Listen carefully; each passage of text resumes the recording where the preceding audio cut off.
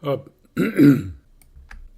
a preview of the book of Micah, Who is Like Yah, chapter 3. Micah addresses political leaders. I said, "Listen, you leaders of Jacob, you rulers in Israel's house. Are you not required to understand justice? But you hate good and love evil." Right, in the name of the Lord Jesus Christ, you demons, shut up. What is justice? It is to love good and to hate evil, showing no favor either to the rich or to the poor, yet tempering justice with mercy.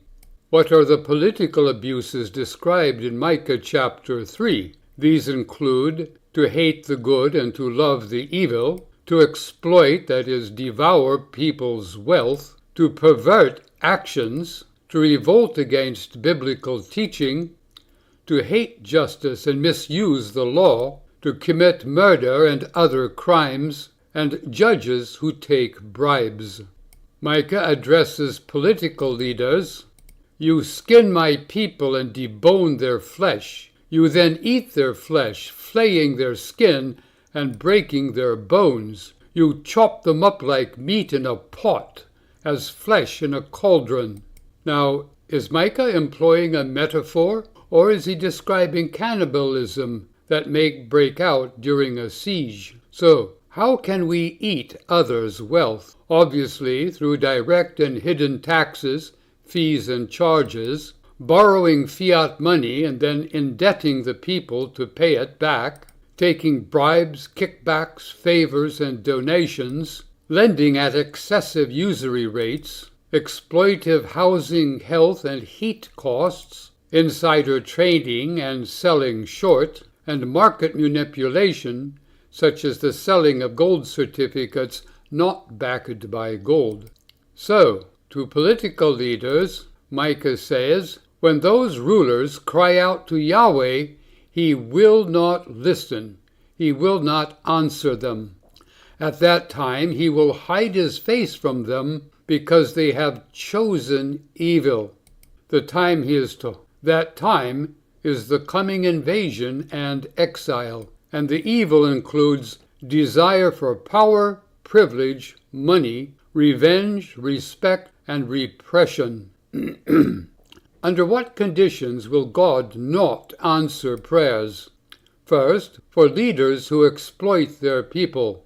Then anyone who wants to spend God's answers on their lusts, or he has already provided it and we wasted it, or if we ask him to kill lost folk whom he wants to save. Nor should we ask him to give life to those who deny Jesus Christ, or ask for healing whilst we continue to poison ourselves with processed foods, sugars, and seed oils, or for those who pray in the name of a false god or goddess. Micah addresses prophetic leaders. Here is what Yahweh says about the prophets who lead my people astray. When they are well fed, they cry, "We shall have peace." But they predict war for anyone who does not feed them. Now remember, even pagan prophets were required to bless their kings and approve their plans.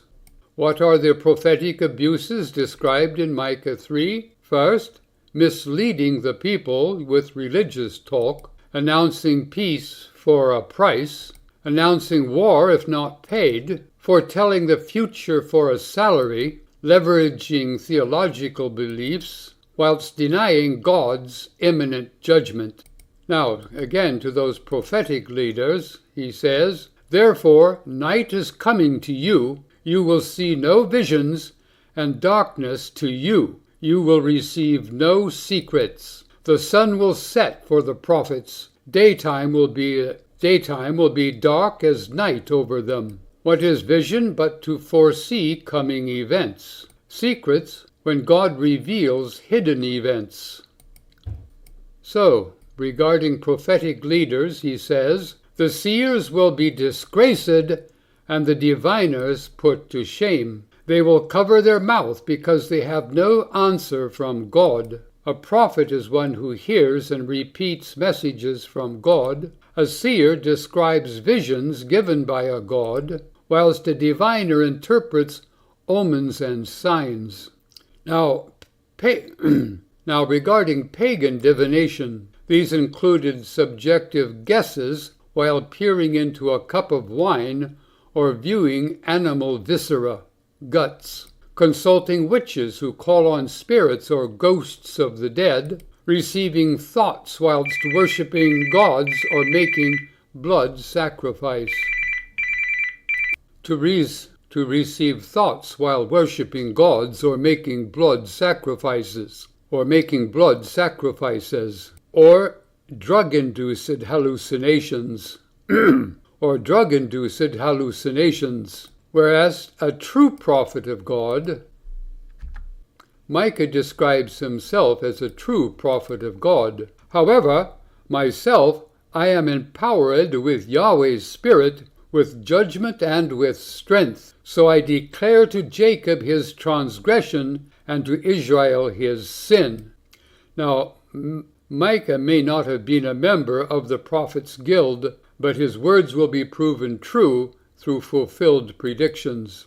Now, regarding true Old Testament prophets, we learn from Deuteronomy 18, they must be a designated spokesman of God, receive messages from God, and meet certain criteria. These include: a prophet must be an Israelite, must speak in Yahweh's name, must conform to earlier revelations, and foretell the near future, and may perform a miraculous sign. So, today, how can we prophesy? Well, we learn from 1 Corinthians chapter 14 that all may prophesy, but must follow New Testament guidelines. This begins by listening for a revelation, a new thought from God, whilst keeping control of yourself. Await your turn to speak, and only build up and encourage others, whilst letting others evaluate your message. Now, regarding the prophetic message, Micah continues, "Listen, you leaders in Jacob's house, you rulers in Israel's house, you hate justice. You make crooked everything that is straight. You rule Zion by murder, Jerusalem with injustice." Remember, the prophets mainly spoke to government. The prophetic message also spoke to crooked judges. Our leaders decide cases for a bribe, their priests teach deceit for a price, and our prophets divine messages for money. Then they lean on Yahweh by saying, "Is not Yahweh among us? He will not allow disaster to come upon us." Well, power may not always corrupt, but money certainly does, and the consequences thereof. Therefore, because of you leaders, priests and prophets, enemies will plow Zion like a field. They will leave Jerusalem a heap of ruins, and the Temple Mount a wooded high place. Remember, to plow is to overturn the weeds in order to plant new, more useful crops.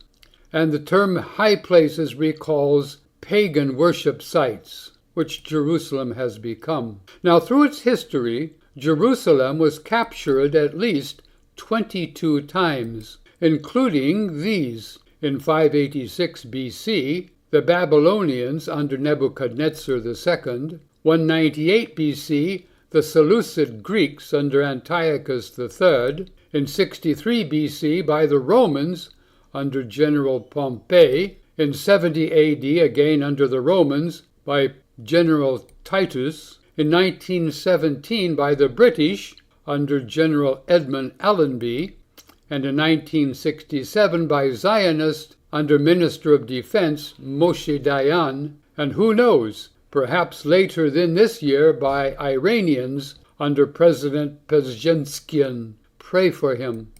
Now, there were several temples constructed in Jerusalem. First, there was the Wilderness Tabernacle in the 13th century BC, later incorporated into the Jerusalem Temple. Then Solomon's so-called First Temple, completed in 960 BC, thereabouts, Zerubbabel's temple in 515 BC, Herod's so-called Second Temple in AD 63, and Jesus' physical body was the temple of God in our midst between 2 BC and AD 33. And yet to come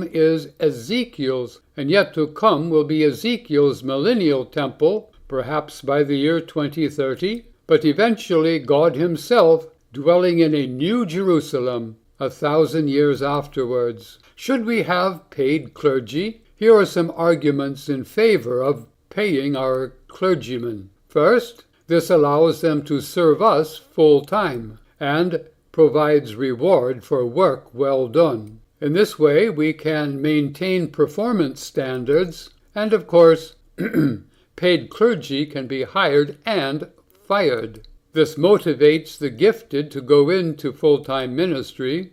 It provides for their own retirement so we do not have to support them, and we honor God with our members' income. There are also arguments for a volunteer clergy.